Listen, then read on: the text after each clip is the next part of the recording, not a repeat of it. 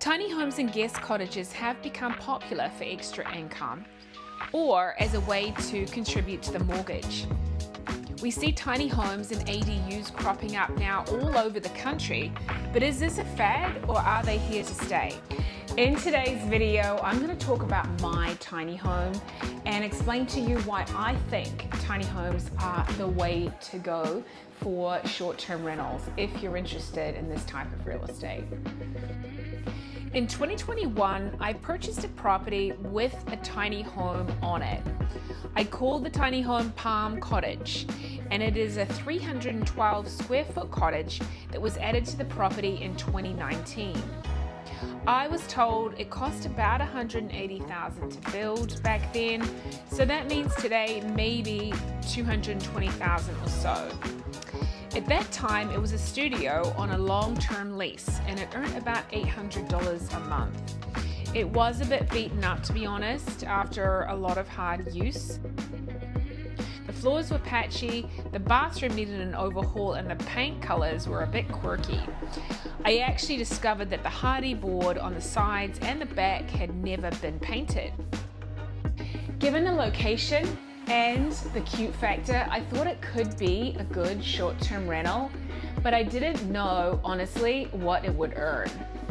As a side note, this property allowed 2 structures, but not every property does. And you'll want to check if you're thinking about adding this to an existing property or buying a piece of land to put 2 houses or more on.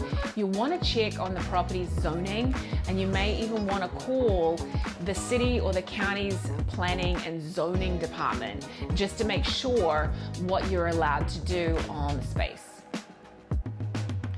In 2023, I had the interior gutted and it was converted into a 1-bedroom.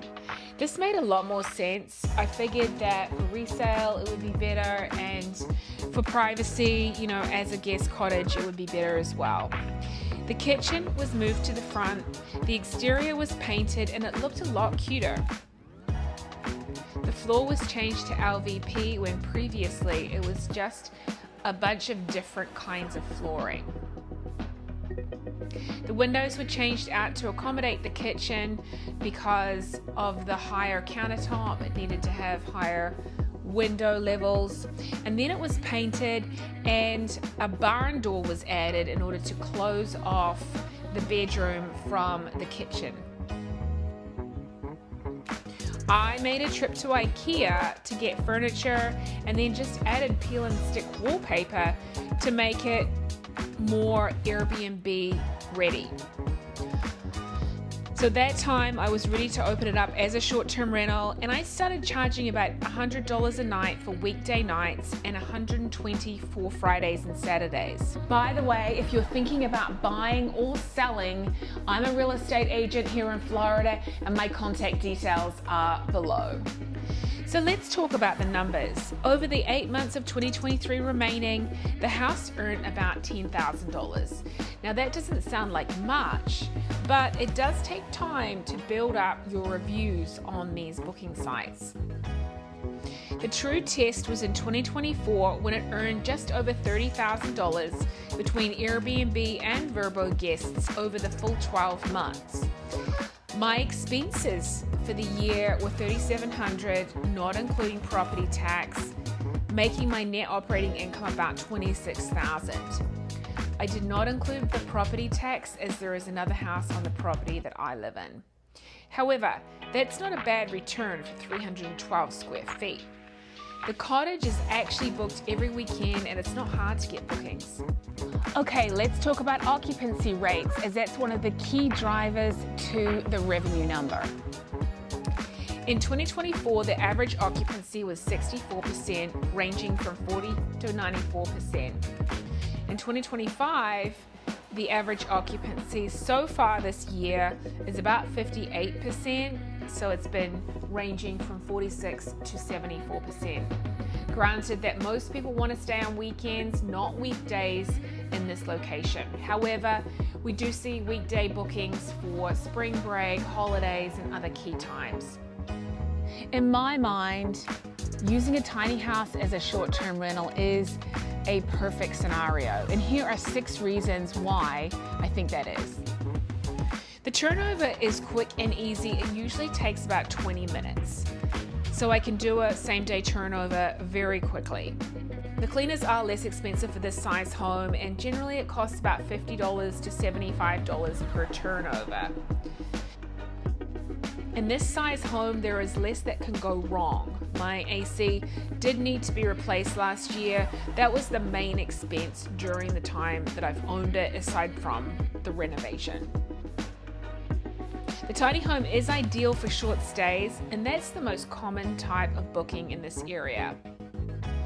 There is a lot less wear and tear when you only have 2 guests staying, and that means you don't get parties, and there's just less possibility of damage.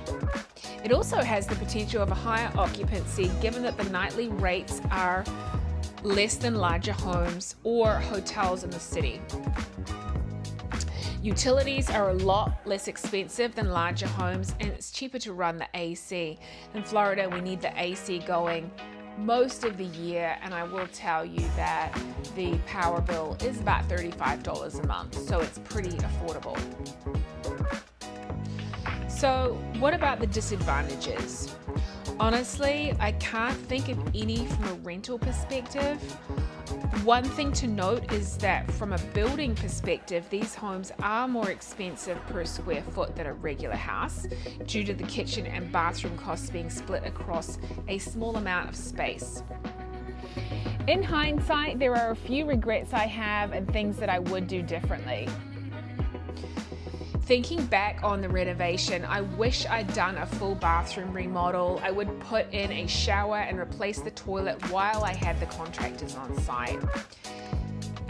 If money wasn't an issue at that time, I would have added the driveway earlier, and that would enable me to shut the main gate and block the view next door. I did get a couple of 3-star reviews due to the look of the neighbor's property, so that was just one thing I mitigated with the 8-foot fence and adding the new driveway. Also, there is a train line that is close by. That's a tough one to change. I guess, for short-term rentals, it's something to consider, being close to a train line, but in this area, a lot of the houses do hear the train anyway. I think in the future, to embellish it further, I would add an outdoor space with a picnic table and a hot tub that's close to the house. I think that would increase occupancy rates and mean that I could charge more, enabling me to get over $30,000 a year. Tiny homes make a lot of sense for me from a financial perspective, especially as an income producer, because it has to have the cute factor as well as be presented well on sites like Airbnb. To be honest, if I had my choice, I would probably just buy a multi-family zone lot and put a few tiny homes on it and make it look cute. If you want to stay at Palm Cottage, I've put the link below, and I would love it if you could like and subscribe to this video to get more information on real estate investing. Thanks so much for watching, and I look forward to sharing another short-term rental tour with you.